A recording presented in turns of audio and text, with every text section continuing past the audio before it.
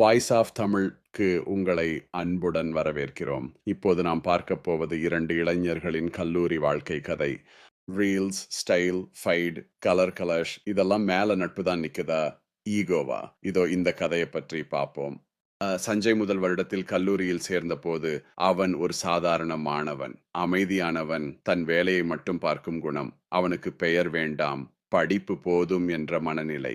அதே கல்லூரியில் 2ஆம் வருடத்தில் சேர்ந்தவன் கில்பர்ட். அவன் நடையிலேயே ஒரு தைரியம் இருந்தது.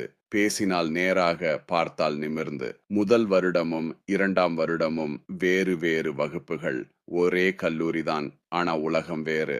இக்காலப்போக்கில் சில காமன் நண்பர்கள் மூலம் சஞ்சயும் கில்பர்ட்டும் பழக ஆரம்பித்தார்கள். அந்த பழக்கம் மெல்ல ஒரு கேங்காக மாறியது. ஒற்றுமை இருந்தா எதையும் செய்யலாம் என்ற நம்பிக்கையில் சில பையன்கள் சேர்ந்து கொண்டார்கள்.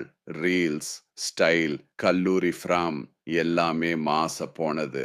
கேமரா முன்னாடி நம்ம நின்னா பாக்குறவங்க தானா தலை குனியணும் என்று கில்பர்ட் சொல்லுவான். சஞ்சயும் அந்த ஃப்ளோக்குள்ள போனான். ஆனா ஃபேம் கிட்டே ப்ராப்ளமும் வந்தது.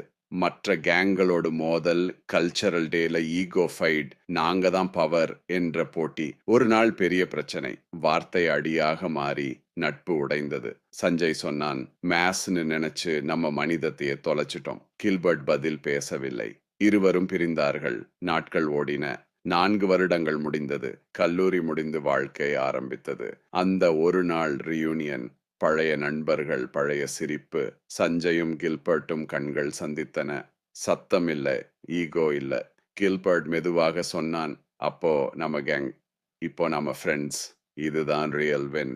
சஞ்சய் சிரித்தான். அப்போ மாஸ் வெளியில காட்டினோம், இப்போ மாஸ் உள்ள இருக்குது. அந்த நாள் அவர்கள் புரிந்து கொண்டார்கள். கல்லூரி வாழ்க்கை ஃப்ரேம் கொடுக்கலாம், ஆனா உண்மையான நட்பு தான் வாழ்க்கையை தரும். இந்த வீடியோ பிடித்திருந்தால் லைக் செய்யுங்கள், சேனலை சப்ஸ்கிரைப் செய்ய மறக்காதீர்கள். நன்றி. நெக்ஸ்ட் வீடியோவை சந்திப்போம். பாய்.